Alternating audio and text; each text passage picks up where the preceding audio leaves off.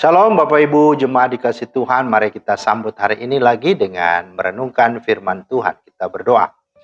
Bapa di sorga, terima kasih buat hari ini. Kami kembali bersyukur karena semua hanya oleh karena kemurahan-Mu. Kami akan menghargai dan mengisi hari ini dengan melandasi kembali dengan merenungkan firman-Mu. Di dalam nama Tuhan Yesus kami bermohon. Amin.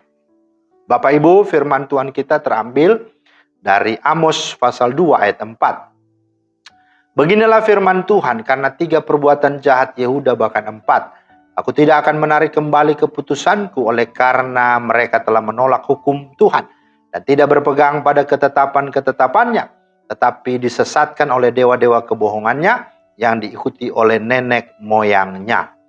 Itulah firman Tuhan yang menjadi dasar renungan kita pada hari ini. Tema kita adalah kitab Amos, ya, berbuat benar, berlaku adil. Nah, Bapak Ibu Saudara, Amos adalah seorang nabi pada abad ke-8 sebelum Kristus atau sebelum Masehi. Dia adalah rekan sejaman Yesaya dan Mika di Yehuda dan Yunus serta Hosea di Israel. Ia menyatakan 4 fakta penting tentang dirinya, yakni ia adalah seorang peternak yang juga pemungut buah ara hutan, ya, dalam Amsal 7:14 dari Tekoa. Adalah sebuah desa Yehuda sekitar 19 km sebelah selatan Yerusalem. Yang kedua, Amos mendapat beberapa penglihatan nubuatan. Amos 7:1-47, Amos 8:1-2, Amos 9 ayat 1. Mengenai Israel kerajaan utara. Sekalipun dia orang awam, tetapi Allah memberikan kepadanya beban dan pelayanan kenabian bagi Israel yang memberontak. Amos 7:14-15. Namanya berarti terbeban atau pemikul beban.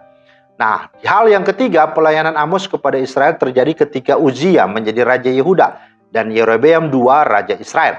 Sangat mungkin Amos melayani sekitar 760 sampai 705 ya, sebelum Masehi atau sebelum Kristus. Dan Amos bernubuat 2 tahun sebelum gempa bumi. Nah, Bapak Ibu, Amos melihat bahwa di bawah kekayaan dan kekuasaan Israel saat itu, bangsa ini semakin rusak hatinya.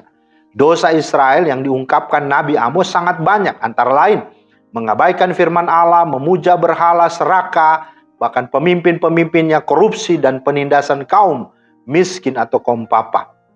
Nah, Amos pada bagian akhir kitabnya ini menyampaikan suara kenabiannya kepada bangsa Israel. Ada sesuatu yang bertentangan dalam praktek hidup bangsa Israel pada saat itu. Praktek kesalehan pribadi lewat bentuk peribadahan dijalankan. Bahkan dikatakan dalam ayat 18, bangsa itu memiliki pengharapan akan kedatangan Tuhan yang membebaskan. Tetapi justru berbanding sangat terbalik. Kenapa? Karena perbuatan mereka justru tidak mendukung praktek kesalehan ini. Perbuatan mereka justru bertentangan dengan kehendak Tuhan, yaitu melakukan ketidakadilan dan berbuat ketidakbenaran. Ayat 7, 10-12. Tuhan Allah tidak suka akan praktek kesalehan orang Israel yang tidak sejalan dengan kehendaknya. Ayat 21-23. Dia menghendaki agar bangsa itu mencari dirinya, melakukan kebaikan, menegakkan keadilan dan membenci kejahatan. Ayat 14-15, bahkan 24. Bila tidak, maka penghukuman akan berlaku di dalam kehidupan bangsa itu. Itulah yang Tuhan sampaikan.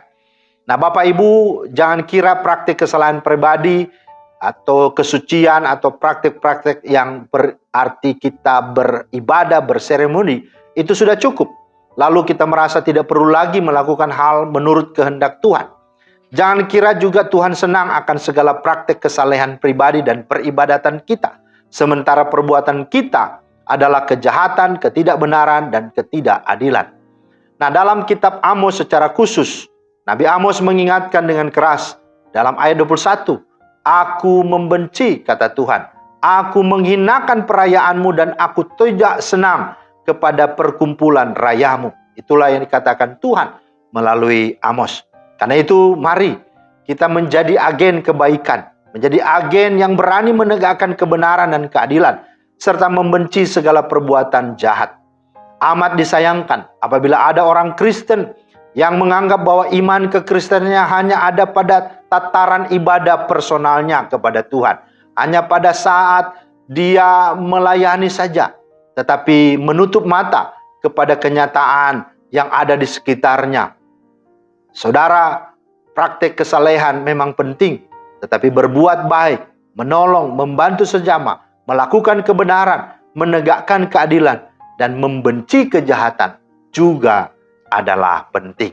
Karena itu, mari kita memiliki kehidupan yang tidak hanya hidup secara ritual beribadah, tapi juga hidup beribadah secara aktual. Itulah kita berbuat kebenaran dan kebaikan. Tuhan memberkati. Amin.